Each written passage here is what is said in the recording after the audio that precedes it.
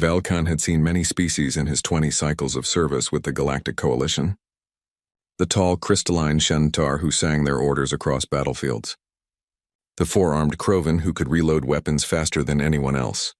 The massive Thorgan heavy troops who stood like living walls against enemy fire. But when the human transport ship landed on Thresh 7, Velkan felt something he had not expected. Curiosity mixed with disappointment. The humans were small. Not tiny like the insect-like Vree, but noticeably shorter than most Coalition species. They wore bulky armor that seemed to add more weight than protection. Their faces were soft, covered in fragile skin that showed every emotion. No scales, no protective plates, no natural weapons at all. Velkan watched them march down the loading ramp in neat lines, carrying equipment that looked heavy even for their mechanized suits. These are the famous Death Worlders? His squad leader, Treshik, clicked in disappointment. The Zhutari had heard stories about Earth, a planet with crushing gravity, violent weather, thousands of species that could kill with venom or claws or teeth. The humans had supposedly climbed to the top of their food chain through pure determination. Looking at them now, Velkan wondered if the stories were exaggerated.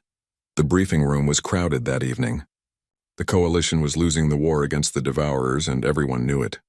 The Devourers were a hive mind species that swept across worlds like a plague, consuming everything in their path. They turned planets into empty husks. They took prisoners only to learn how to kill more efficiently. In 3 years, they had destroyed 12 Coalition worlds and showed no signs of stopping. Commander Rathion, a Shentar with a voice like breaking glass, stood before the assembled troops. Tomorrow we defend the communication array at Sector 7. If it falls, we lose contact with the fleet. If we lose contact with the fleet, Thresh 7 falls. If Thresh 7 falls, they reach the inner colonies within a month. The commander's crystalline body flickered with stress colors. Failure is not acceptable. Velkan glanced at the humans in the room. They sat quietly, listening. One of them was cleaning dirt from under her fingernails with a small knife. Another was half asleep. They did not look like soldiers preparing for a battle that could decide the fate of billions. They looked bored. The attack came at dawn, which on Thresh 7 meant the larger of the two suns broke the horizon. Velkan was in position on the ridge overlooking the communication array. His rifle was charged and ready. His squad was spread out in proper defensive formation, just as they had trained for cycles. Everything was by the book.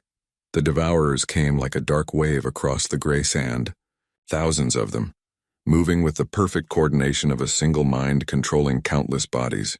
They made no sound except the clicking of their many legs on stone.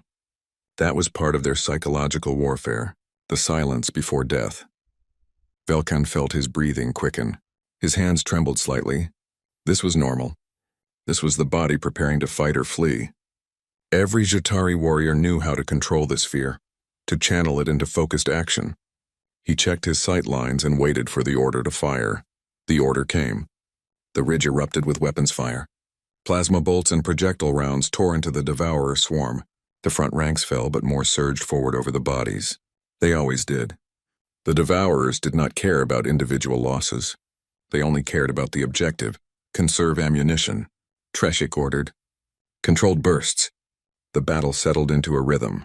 Fire, assess, fire again. The Devourers were getting closer, but that was expected. Coalition air support would arrive soon. They just needed to hold position. Velkan had done this before. He could do it again. Then he heard something from the human position to his left.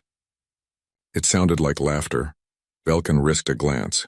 A human soldier was on the heavy gun, firing in long bursts that cut through Devourer ranks like a blade through flesh. The human was grinning. Not the stress grimace Velkan had seen on other species. An actual smile showing teeth. First Sergeant Chen, conserve ammunition. The human officer's voice was calm, almost casual. They keep lining up for me, LT. The gunner shouted back. Be rude not to oblige. What kind of species makes jokes during battle? Velkan pushed the thought aside and focused on his own sector.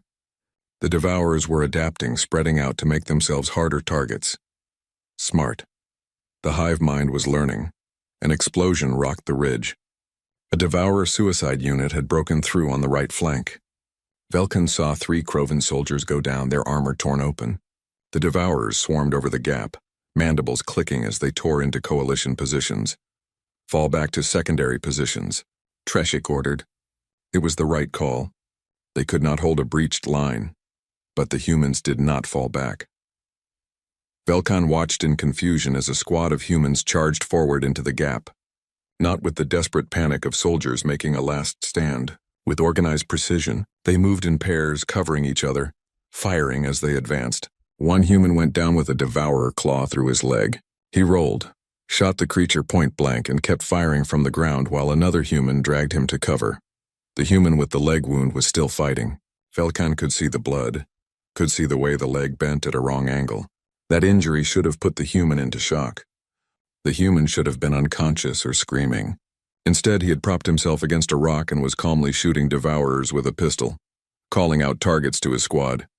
"Chen, you good?" a human voice called. "I've had worse," the wounded human shouted back. "Remember that bar in New Singapore? That was different.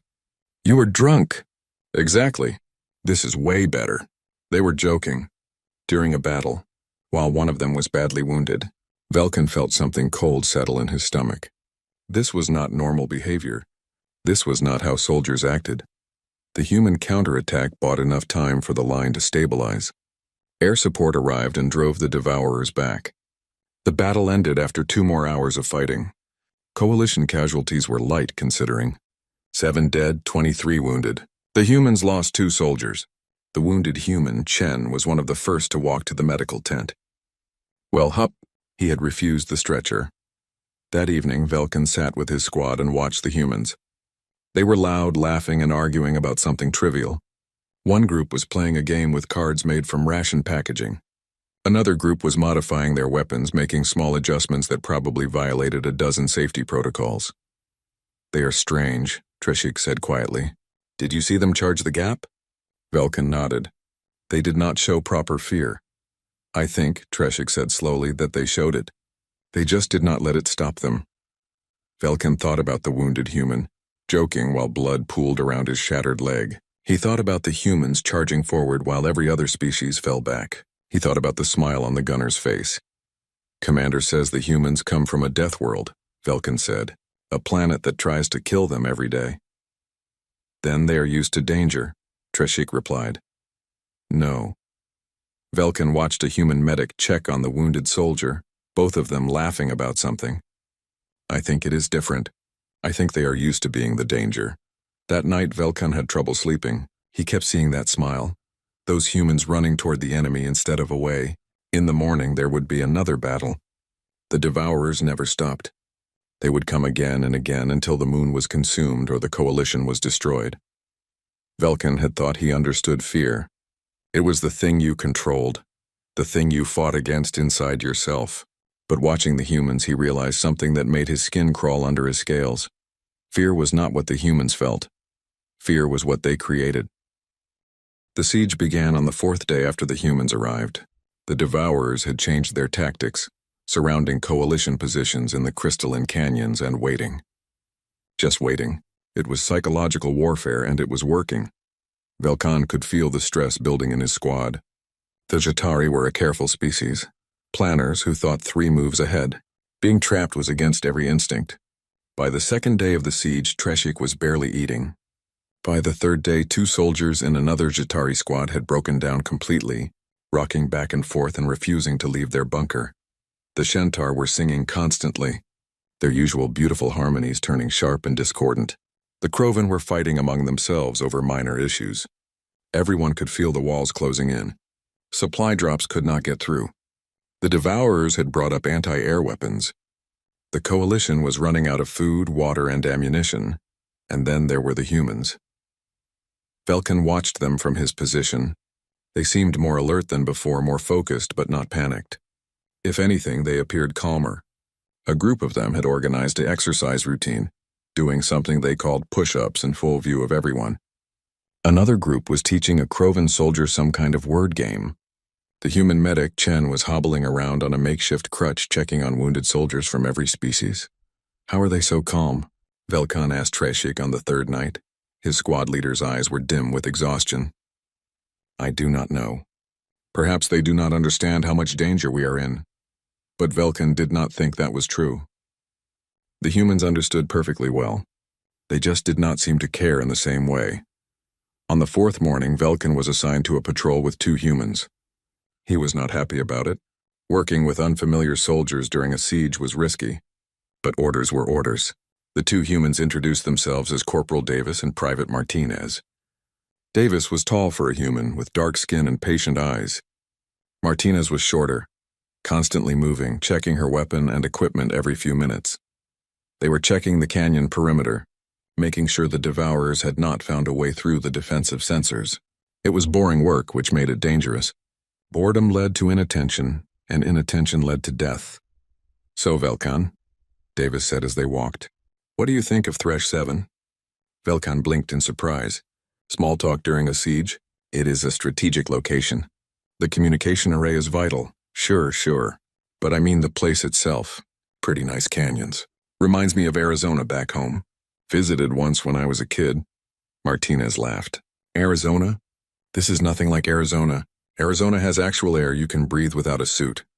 "Details," Davis said with a smile. Velkan did not understand. They were trapped, surrounded, possibly going to die in the next few days, and these humans were discussing tourism. "Does it not bother you?" he asked. "The siege?" Davis glanced at him. "Of course it bothers us. Nobody likes being pinned down. Bad food, recycled water, and aliens trying to eat you. Not exactly a vacation. Then why do you seem so unbothered?" Martinez checked her scanner and then answered. "Because being bothered won't help. We either get out or we don't. Panicking just makes the wait worse." "That is very logical," Velkin said slowly. "Nah," Davis replied. "It's not logical. Logic says we're screwed. This is the opposite of logic. This is humans being stubborn." The sensors detected movement ahead. All 3 of them went silent immediately, weapons ready. Velkan's heart was racing. This could be a scout group, or it could be the beginning of another attack. Davis made hand signals. Velkan had learned the human system during briefings. 3 contacts moving slow, 30 meters ahead in the crystal formations. They advanced carefully using the natural cover. Velkan's training said to fall back and report. But Davis was moving forward and Martinez was circling to the flank. Velkan followed Davis. What else could he do? The Devourers were scouts just as Velkan had feared. 3 of them, the smaller kind with extrasensory organs. They were testing the defenses, looking for weak points. Davis raised his rifle slowly, sighting carefully. He fired 3 times, so fast the shots almost sounded like one. All 3 Devourers dropped. "Clear," Martinez called from the flank. "Confirmed," Davis replied. "Let's mark the bodies and move on, that was it." No discussion, no stress reaction. They had just killed 3 enemies and were moving on as if it was routine. Velkan supposed for them it was routine. Humans had been killing things since before they invented writing. It was what they did. The patrol continued without incident. When they returned to the main defensive position, Velkan sought out the human medic, Chen. The man was sitting outside the medical bunker, his injured leg propped up, reading something on a data pad. "Can I ask you something?" Velkan said. Chen looked up and smiled. "Sure, what's on your mind?" "Your species. You come from Earth, I have read the reports. Your planet is classified as a Class 12 death world. Extreme gravity, dangerous weather, thousands of predator species. Is this true?" "That's pretty accurate, yeah. Earth's a tough place, but it's home. How did your species survive?" Chen thought for a moment. "We're stubborn. Also, we're really good at one thing. We don't give up. Ever. You know what humans used to do before we had weapons? We chased animals until they collapsed from exhaustion. Could take hours, sometimes days, but we just kept following them. Walking, jogging, not even running hard. Just staying on their trail until they literally could not move anymore. Then we killed them." Velkan felt his scales prickle. "That is horrifying." "Yeah," Chen agreed cheerfully. "We call it persistence hunting. Most predators are faster than us, stronger than us, have better weapons than us, so we evolved to just outlast them. We're not the strongest species. We're not the fastest. We're just the ones who keep going when everyone else stops. And this helps you in war? Helps us in everything. You know why the siege doesn't break us like it's breaking other species? Because this is nothing compared to what our ancestors went through. They survived ice ages, droughts, plagues, predators, and each other. Humans have been at war with someone or something for our entire existence. This?" Chen gestured at the canyon around them. "This is just another Tuesday for us." That night, the Devourers attacked. It was not a probing attack or a strategic strike. It was everything they had. Thousands of devourers swarming from every direction, climbing the canyon walls, dropping from above, boiling out of hidden tunnels. The hive mind had decided to end this. The coalition line bent immediately. The Shentar were singing alarm harmonies. The Krovan were firing wildly. Velkan's own squad was falling back to secondary positions, trying to maintain some kind of organization, but the humans were not falling back. Velkan watched them form a defensive square in the center of the position. They were firing in careful rotations, never leaving a side undefended. One human would reload while another covered. When ammunition ran low, they switched to shorter bursts, making every shot count. "They're doing it again," Treshik said, voice tight with something between awe and fear. "They're not retreating." The devourers crashed into the human position like a wave hitting a rock. The humans met them with rifle fire, grenades, and when the enemy got too close, knives and bare hands. Velkan saw a human soldier drive his knife into a devourer's sensory cluster, get grabbed by another, and headbutt it so hard the creature's carapace cracked. The siege had made everyone weak. Everyone except the humans. They seemed to grow more focused as the situation got worse. More determined. "More dangerous. Fall back to the command bunker," the coalition commander ordered over the comms. Fighting withdrawal. The humans were the last ones moving, covering everyone else's retreat. Velkan saw Chen, still on his crutch, shooting devourers with one hand while dragging a wounded Shentar with the other. The medic's face was set in concentration, no fear visible. Just focus. The coalition forces made it to the command bunker. The heavy doors sealed. Outside, the devourers surrounded them completely. They were trapped now, truly trapped. This bunker was the last defensive position. Velkan expected panic. Expected despair. The humans started singing. It was a simple song, rhythmic and repetitive. Something about a woman coming around a mountain. It made no sense, but the humans sang it loudly, defiantly, while they checked weapons and prepared for the next assault. "We evolved to survive," Chen had said.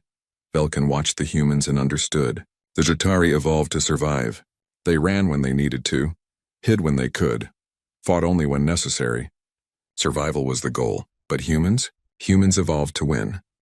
The retreat was a nightmare made real. The command bunker had held for 6 hours before the coalition. Commander made the only choice left: evacuate. A dropship had broken through the Devourer blockade for exactly 90 seconds. Not enough time to evacuate everyone, just enough to send a message. Get to the extraction point, 200 kilometers north through enemy territory, and evac ships would try to get them out. 200 kilometers. Through canyons filled with devourers, the coalition forces broke into smaller groups to move faster and draw less attention. Velkan found himself in a mixed unit. 12 humans, 8 Jatari including himself and Treshik, 4 Krovan and 3 Shentar. 27 soldiers, 5 of them wounded. They had enough ammunition for maybe 2 firefights. Food for 3 days if they rationed carefully. Water for 2. The journey would take at least 5 days on foot. "We're not going to make it," one of the Shentar sang quietly that first night. Her name was something Velkan's translator rendered as crystal tone. The mathematics are clear. Insufficient supplies, insufficient ammunition, too many wounded. She was right. Velkan knew she was right. Even Treshik, who never admitted defeat, had the dull look of someone who had accepted death. But the human sergeant, a man named Okonkwo with shoulders like a thorgan, simply shook his head. "Mathematics don't account for stubbornness. We're making it." "How?" Crystal Tone demanded. "Show me the logic." "There is no logic," Okonkwo replied. "We're going to make it because the alternative is dying out here, and I'm not ready to die today. Simple as that." On the second day, they ran into a devourer patrol, 6 of the creatures moving through a narrow canyon. The logical thing to do was hide, wait for them to pass, then continue. That was what Velkan's training said. That was what every tactical manual said. The humans voted to kill them instead.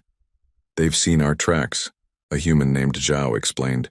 "If we let them live, they report back to the hive mind. Then we have hunters on our trail. If we attack, the sounds of battle will draw more," Treshik argued. "Probably," Zhao agreed. "But if we're quiet about it, maybe not." Velkan wanted to ask how you could be quiet about a battle. He got his answer 30 minutes later. The humans moved like ghosts. No, not ghosts. Ghosts were peaceful. The humans moved like predators. They split up, circling the devourers from multiple angles. They used hand signals, perfect coordination without a word spoken. When they struck, it was with knives, not guns. Velkan watched from his position as a human soldier jumped onto a devourer's back, wrapped his arm around what passed for its neck, and drove a blade into the base of its skull. The creature tried to scream. The human clamped a hand over its mandibles, holding it silent while it died. 6 devourers dead in less than a minute, barely a sound made. The humans dragged the bodies into a crevice and covered them with rocks. "Your species is good at this," Velkan said to Zhao afterward. His voice was shaking. Zhao cleaned her knife without looking at him. "Yeah, we've had a lot of practice killing things quietly. Humans spent thousands of years hunting animals that could hear better, see better, smell better than us. We learned to be very, very quiet when we needed to be." On the 3rd day, they lost the first soldier, one of the Krovan named Rekthar. He had been wounded in the retreat and the wound was infected. The human medic, Chen, did everything possible, but Chen was working with almost no supplies. Rekthar died quietly that night, surrounded by his squad mates. They buried him in the rocks and moved on. They had no choice. On the 4th day, one of the Zhitari named Velmis sat down and refused to continue. "I cannot," he said simply. "I am finished." Velkan understood. Velmis was old for a Zhitari, nearly 60 cycles. This kind of physical strain was breaking his body down. He was choosing an honorable death rather than slowing down the group. "Get up," Sergeant Okonkwo said.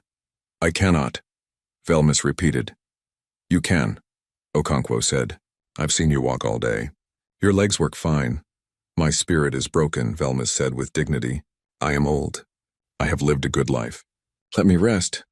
Okonkwo stared at him for a long moment. Then he picked Velmis up, threw him over his shoulder and started walking. "You can rest when we get to the extraction point," Velmis protested. Okonkwo ignored him. The sergeant carried the old Zhitari for 6 hours before Velmis finally agreed to walk on his own. The human had not shown any strain, had not complained, had simply decided that everyone was making it out and refused to accept any other outcome. That night, Velkan asked Chen about it. "Why? Why does your sergeant care so much about a soldier from another species?" Chen was changing the bandage on his leg wound. It looked terrible, infected and swollen. He should have been dead from shock days ago. "Because Okonkwo said everyone's making it out. Once he decides something, he doesn't change his mind. It's a human thing. We're really bad at accepting defeat. But Velmis is not even your species. Doesn't matter. He's a soldier. He's one of us. That's enough." Velkan thought about this. The Zhitari protected their own species first. Other species were allies, but in a crisis you saved your own kind. It was logical, practical, survival-focused. But humans seemed to have a different calculation. Once they decided someone was part of their group, that person was family. And humans protected their family with irrational desperation. On the 5th day, they found the Devourer outpost blocking their path. It was a small outpost, maybe 20 Devourers, guarding a narrow pass that was the only route to the extraction point. Going around would add 2 days to their journey. They did not have 2 days. The extraction window was in 14 hours. "We find another route," Crystal Tone sang. "This is impassable. We go through," Okonkwo said, "through 20 Devourers. With our supplies and ammunition? Suicidal, probably. But I'm not walking an extra 2 days. We attack tonight." The planning session was quick. The humans drew diagrams in the dirt, showing where each person would go, what each person would do. Velkan listened and felt cold fear spreading through his body. This was not a military plan. This was barely controlled chaos. "This is insane," Treshik said. "Yes," Okonkwo agreed, "but it's the kind of insane that might work." "You in?" Treshik looked at Velkan. Velkan looked at the other Zhitari. They were exhausted, broken, running on nothing but willpower. If they tried to walk another 2 days, half of them would die. If they attacked the outpost, half of them would die. Either way, death was coming. "We are in," Velkan heard himself say. The attack started at midnight. The humans moved first, silent as death, slipping between Devourer sentries. They took out the perimeter guards with knives.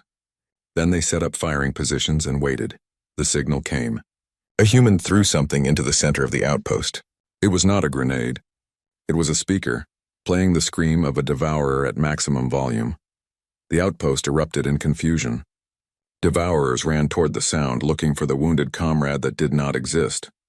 The humans opened fire from 3 sides. The devourers scattered, trying to find cover, trying to understand where the attack was coming from. Velkin fired from his position, his hands steady now despite the fear. He shot a devourer that was trying to flank the human position. He shot another that was calling for reinforcements.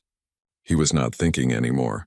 He was just acting, following the human plan, trusting that the humans knew what they were doing. The battle lasted 9 minutes. When it was over, all 20 devourers were dead. The coalition group had lost 1 Krovan and 1 human. 4 more were wounded, including Okonkwo, who had taken a claw slash across his shoulder. They moved through the pass quickly, knowing more devourers would come. Chen worked on Okonkwo's wound while they walked. The sergeant did not slow down, did not acknowledge the pain. He just kept going. Velkin walked beside Zhao. "Your species is terrifying," he said quietly. Zhao looked at him and smiled. It was not a friendly smile. It was the smile of a predator who had just made a successful kill. "You're only just now figuring that out?"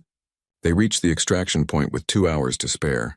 The evacuation ships came down through heavy fire, landed just long enough to load everyone aboard, and punched back into orbit. Velkan collapsed into a seat, his body finally giving out. He looked around the ship, saw humans helping wounded soldiers from every species, saw Okonkwo doing a head count making sure everyone made it, saw Chen joking with Velmis, who was crying with relief. They had walked 200 kilometers through enemy territory. They had fought when logic said to hide. They had carried the wounded when logic said to leave them. They had attacked when logic said to retreat. They had survived because the humans did not understand the word. Impossible. Velkin closed his eyes and tried not to think about what kind of species could ignore logic, ignore survival instinct, ignore every rational thought, and simply decide to win through pure stubborn will. He failed. The image of those humans moving through the Devourer outpost would stay with him forever. They were not soldiers in that moment. They were something older, something from before civilization, something that climbed to the top of Earth's food chain by being more terrifying than anything that wanted to eat them. And Velkin was very, very glad they were on his side. The mining facility was supposed to be abandoned. According to intelligence reports, the Devourers had stripped it 6 months ago and moved on. It was just a shell now, empty tunnels and broken equipment, scattered across 5 square kilometers of rocky ground. It was also the only defensible position between their crashed evacuation ship and coalition lines. The ship had taken damage during the retreat from Thresh 7. Pilot managed to get them down, but not anywhere useful. They were 40 kilometers behind enemy lines with 27 survivors, limited ammunition, and no communication with command. A rescue team was coming, but it would take at least 14 hours to fight through Devourer territory to reach them. 14 hours. That was all they had to survive. Velkin had stopped being surprised by human decisions. When Sergeant Okonkwo said they were setting up at the mining facility, Velkin just started walking. The humans knew what they were doing, even when what they were doing seemed insane. The facility was worse than the reports suggested. Walls were crumbling. The roof was half collapsed. The automated defenses were long dead, but it had good sight lines, multiple levels for defense, and only 3 main approaches. The humans said it would work. Velkin was too tired to argue. They had been running and fighting for 16 days now. Velkin had lost weight he did not have to lose. His scales were dull from dehydration. His hands shook constantly. Treshik was barely conscious, moving on autopilot. Crystaltone had stopped singing 3 days ago, just humming quietly to herself. The other Zhirtari were in similar condition. The Krovan were worse. 2 of them were delirious with fever from infected wounds. The third, Kresh, was functional but had the empty eyes of someone who had given up inside. The humans looked terrible too. Thinner, covered in bruises and cuts, uniforms torn and patched a dozen times. Chen could barely walk on his injured leg. Okonkwo had his arm in a makeshift sling. Zhao had a bandage wrapped around her head covering some injury to her ear, but their eyes were still clear. Still focused. Still alert. "How are you still going?" Velkin asked Corporal Davis as they set up firing positions. Davis checked his rifle mechanism and shrugged. "What else are we going to do? Lay down and die? That's boring. You are not tired? I'm exhausted. Been exhausted for 2 weeks. But being tired won't change anything, so I just ignore it. You cannot just ignore physical limits. Davis smiled. Sure we can. Humans are really good at ignoring things we don't like. Pain, fear, exhaustion, logic. We just decide those things don't matter and keep going. It's probably a design flaw in our brains, honestly, but it comes in handy sometimes. The Devourers found them after 8 hours. Velkan saw them on the horizon scanners. Hundreds of them. Maybe thousands. A proper hunter swarm. The kind the hive mind sent when it wanted something dead. They moved in that terrible coordinated silence, flowing across the rocky ground like oil. Contact, Velkan reported over comms. Multiple hostiles approaching from the east. Copy that, Okonkwo's voice came back. Everyone to positions. This is going to get loud. The first wave hit an hour later. The Devourers tested the defenses, probing for weak points. The Coalition defenders fired carefully, conserving ammunition. Every shot had to count. They drove the first wave back after 20 minutes of fighting. The second wave came 30 minutes later. Larger, more aggressive. The Devourers knew where the defenders were now. They focused their attack on the weakest section of wall. Velkan watched his ammunition counter drop. 50 rounds, 40, 30, conserve ammo, Okonkwo ordered. Controlled bursts only. The second wave broke against their defenses. Barely. Velkan had 15 rounds left. The third wave came at sunset. Even larger than before. The Devourers were committing serious forces now. They wanted this facility, wanted these defenders dead. The hive mind had decided. Velkan fired his last magazine. Watched the counter drop to 0. He switched to his sidearm. The pistol had 1 magazine left. 14 shots. Around him, other soldiers were running out of ammunition too. The Krovan had switched to their backup weapons. Crystal Tone was singing a death hymn, beautiful and sad. Treshik was just staring at his empty rifle, waiting. Then Velkan heard something he did not expect. He heard humans laughing, not the stressed laughter of someone broken. Real laughter, the kind people made at jokes. Corporal Zhao was laughing so hard she was crying. What could possibly be funny right now? Velkan demanded. Zhao gasped for breath between laughs. I just realized something. We're out of ammo. We're surrounded by aliens who want to eat us. We're exhausted, wounded, and dying. And you know what? I'm just so mad about it. I didn't come all this way just to die in some random mining facility. Private Martinez joined the laughter. Right, like this whole situation is offensive. The disrespect of it all. Are you having a breakdown? Velkan asked carefully. Humans under extreme stress could lose their grip on reality. He had read about it. No, Zhao said, wiping her eyes. No, I'm fine. I'm just really, really angry. And when humans get angry enough, we stop thinking and start doing stupid things. What kind of stupid things? Martinez picked up her empty rifle and detached the bayonet.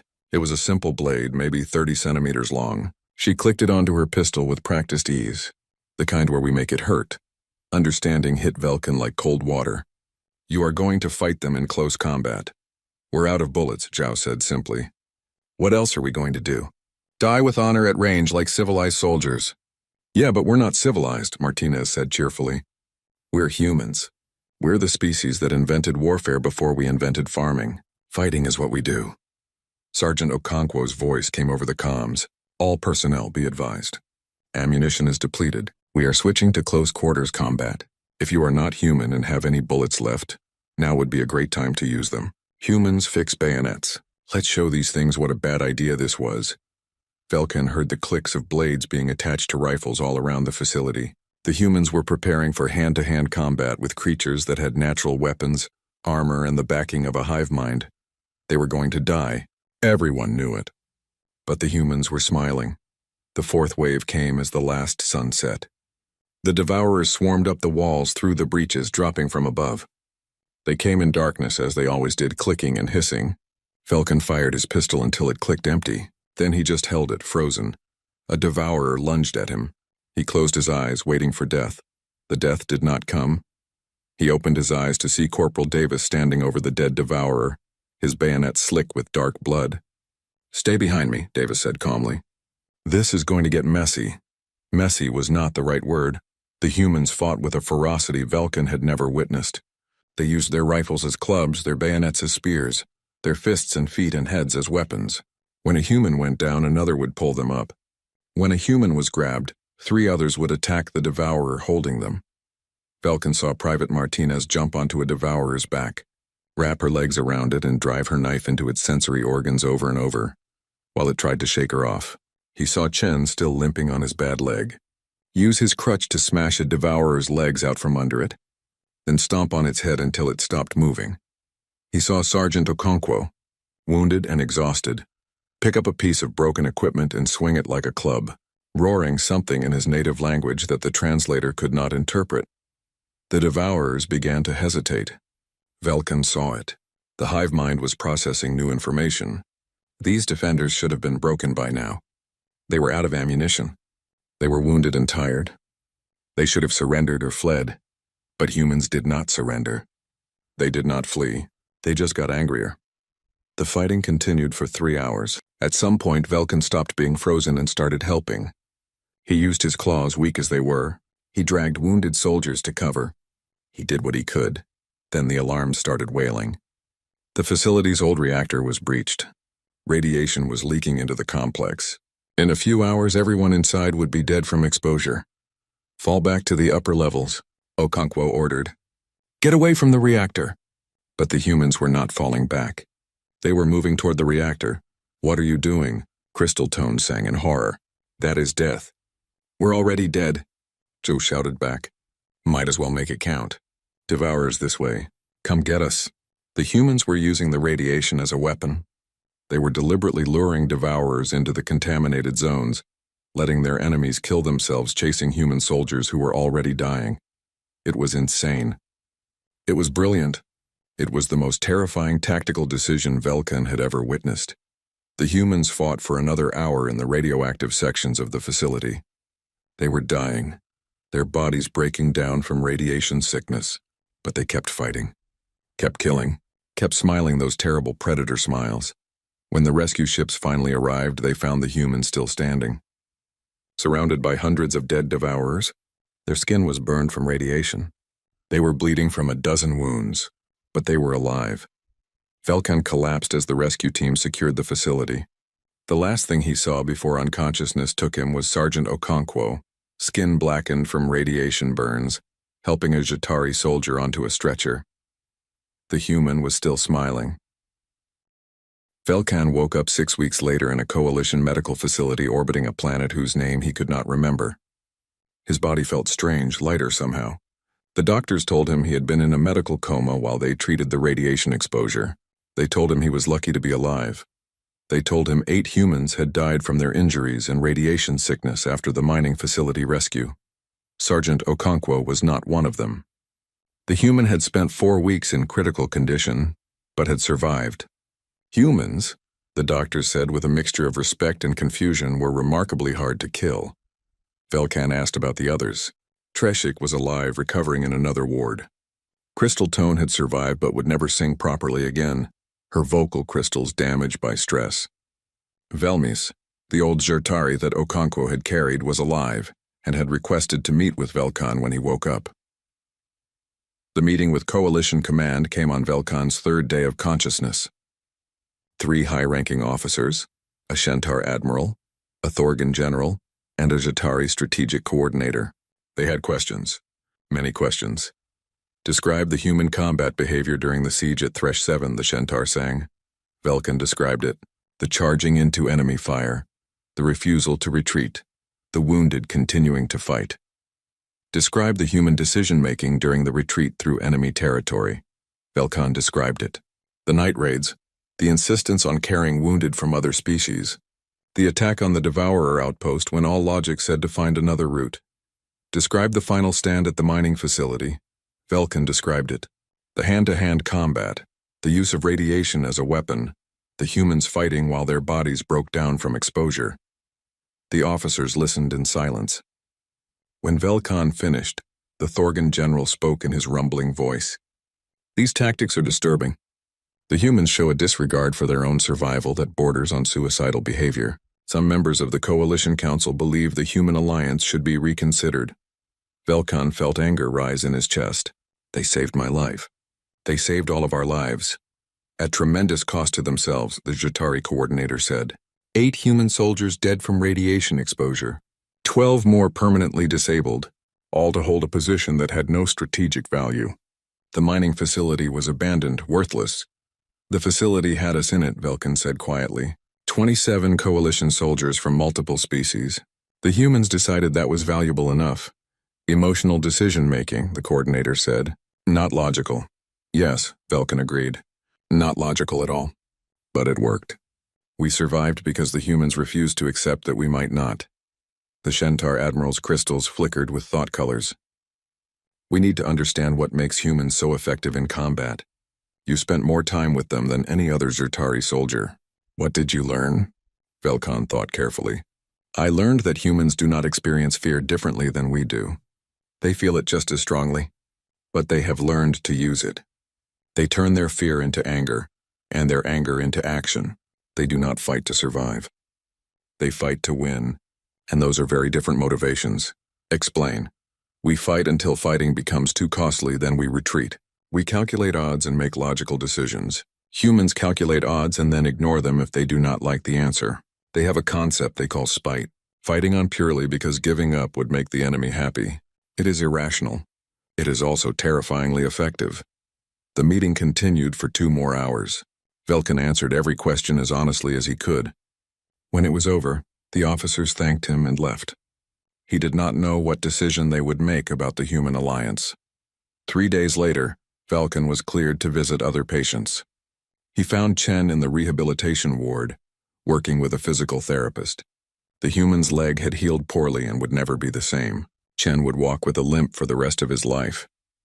Hey, Velkin, Chen said with a smile. Good to see you up and moving. Good to see you alive, Velkan replied. He sat down carefully. I heard about the others. I'm sorry, Chen's smile faded. Yeah, we lost some good people. Martinez didn't make it. Davis neither. Radiation got them before the medics could stabilize them. He was quiet for a moment. But 27 people got on those rescue ships. 27 people who would have died if we hadn't held that facility. That's what matters. The Coalition Command is questioning human tactics. They think you take too many risks. We do take too many risks, Chen agreed. But we also get results.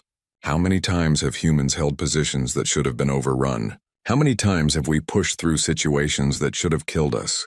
Many times. Perhaps too many. Chen looked at him seriously. You know what the real difference is? It's not that we're stronger or tougher. It's that we refuse to quit. Every human grows up learning stories about people who succeeded against impossible odds. Underdogs who won through pure determination. It's in our culture, our history, our entire identity. We're the species that decided we could fly. So we built machines until one worked. We decided we could go to space, so we built rockets until we made it. We decided we could cure diseases, so we invented medicine. Humans don't accept no for an answer. That is insane, Velkan said. Yep, but it's who we are. Velkan visited Sergeant Okonkwo the next day. The human was sitting up in bed looking thinner and older but alive. His skin still showed signs of radiation damage, dark patches that would probably never fully heal. Velkan, Okonkwo said warmly. Heard you were asking about everyone. Good to see you. They talked for a while about recovery, about the other soldiers, about everything except the battle. Finally, Velkan asked the question that had been bothering him. Why did you carry Velmis? During the retreat, you could have left him. It would have been logical. He had given up. Okonkwo was quiet for a long moment. You know what humans say? We say leave no one behind. It's not logical. It's not efficient. But it's important. Because the moment we start deciding some people aren't worth saving, we stop being people worth following. Velmis was a soldier. He was tired and hurting and ready to give up. But he was one of us. So I carried him. Even though it slowed you down. Even though it put you at risk. Even though, Okonkwo agreed. Because that's what humans do. We're loyal to a fault. Sometimes literally to a fault. We'll die for people we barely know if we've decided they're part of our group. It's probably a survival trait from when we lived in small tribes. But it works in war, too. The Coalition Command may decide your species is too dangerous to work with. Okonkwo smiled. Then they're idiots. We're winning this war. You know why? Not because we have better weapons or tactics. Because we refuse to lose. The Devourers are learning that. Every time they think they've broken us, we come back harder. Eventually, they're going to realize that fighting humans is more trouble than it's worth. 2 weeks later, The coalition made their decision. They were expanding human integration into joint forces. They wanted human trainers to teach other species about human tactics and persistence. They wanted human officers embedded in every major fleet. Velkan was offered a choice. Return to a Jatari-only unit, or volunteer to continue serving with human forces. He chose the humans. 6 months later, Velkan stood on the bridge of a coalition warship, watching the battle unfold on the tactical display. A major Devourer fleet had been engaged near a colony world. The fighting was brutal. Coalition forces were holding but barely. Then the Devourers did something they had never done before. They retreated. Not a tactical withdrawal, a full retreat. They jumped to faster than light speed and fled. What happened? The Centaur captain sang in confusion. We were evenly matched. Why did they run? Velkan looked at the tactical display. He saw the human heavy cruiser squadron that had just arrived. He saw the identification codes. He recognized some of the ship names. Ships that had fought at Thresh 7. Ships that had survived impossible battles through sheer stubbornness. They ran because they learned, Velkan said quietly. The hive mind shares information. It knows what happens when you fight humans. You might win the battle, but the humans will keep coming back. Again and again. They will fight you when they're outgunned. They'll fight you when they're wounded. They'll fight you when every logical calculation says they should run. And eventually they'll win, not through superior force, through refusal to accept any other outcome. The captain's crystals flickered with understanding. They learned to fear us. No, Velkan corrected. They learned to fear them. He gestured at the human ships on the display. The Devourers evolved to consume. We evolved to survive. Humans evolved to win, and now the Devourers understand what that means. That night, Velkan attended a memorial service for the soldiers lost at the mining facility. It was a human ceremony, simple and emotional. People spoke about their fallen comrades. They told stories, some sad, some funny. They cried openly, not ashamed of their grief. Velmis was there, standing straight and proud despite his age. I was ready to die, he told the gathered soldiers. I had accepted it. But Sergeant Okonkwo decided I was not allowed to die. He carried me until I remembered why I wanted to live. That is what humans do. They carry you when you cannot carry yourself. Velkan stood and spoke as well. He talked about watching humans fight for the first time, about his confusion and fear.